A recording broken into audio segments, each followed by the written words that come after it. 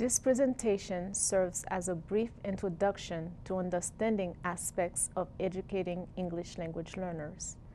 It starts with an introduction of the definition of English language learner, followed by some of the relevant statistics and historical background, and it concludes with the implications for teaching, especially reading, to that population.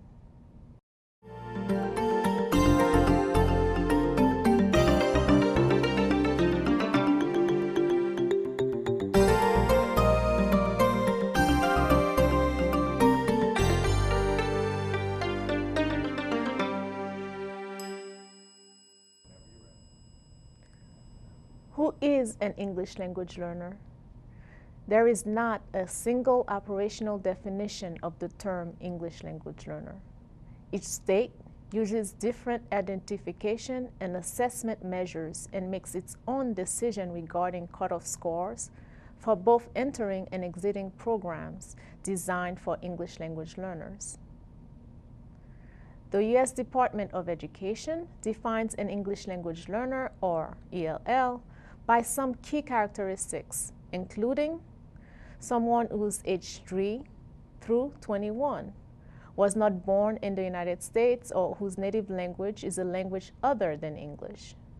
Furthermore, whose difficulties in speaking, reading, writing, or understanding the English language may be sufficient to deny the individual the ability to successfully achieve in classrooms where the language of instruction is English, or the opportunity to participate fully in society.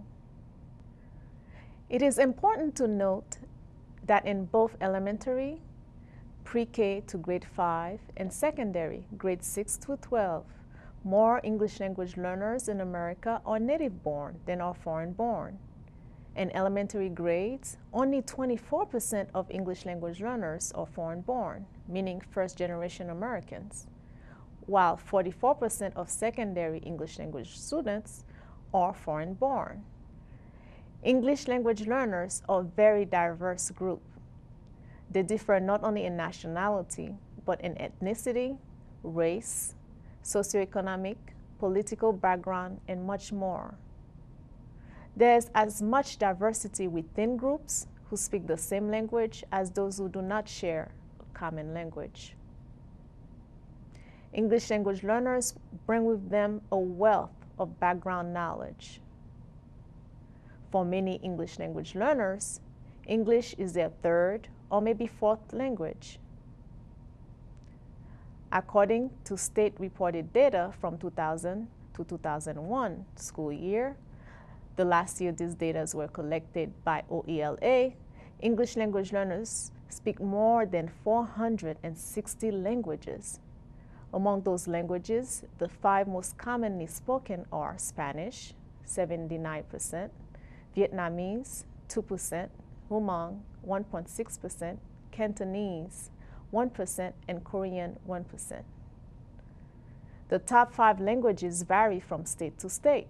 For example, in the Maryland state area, the languages are Spanish, Korean, Haitian Creole, Vietnamese, and French. Since the 1990s, many states in the United States have witnessed an unprecedented trend in the number of English language learners. According to data reported by states, for the 2004-2005 school year, there were approximately 5 million students in U.S. schools enrolled in grades pre-K through 12 who have limited English language skills. From the early 1990s to the early 2000s, many states had experienced increases well above 60%. For example, by 2002, the state of Maryland rate of English language learners growth was approximately 90%, representing almost 24,000 students. According to data collected by the U.S. Census Bureau through the 2004 American Community Survey, there were 4,559,643 children ages 3 to 21 reported as speaking a language or several languages other than English, and speaking English less than Very well. American schools have the task of educating these children in order to increase their ability to participate successfully in education programs and achieve high academic standards. It is the responsibility of schools, therefore, to ensure that all students, including English language learners, have equal access to rigorous education that enables them to progress academically while learning English. The influx of immigrants in the 1960s had precipitated specific services mandated by law to be provided to children of immigrants. Federal or state law does not specify them. However, legislation provides the following broad outlines. By 1970, the Federal Office for Civil Rights, OCR, issued a memo regarding school districts' responsibilities under civil rights law to provide an equal educational opportunity to English language learners.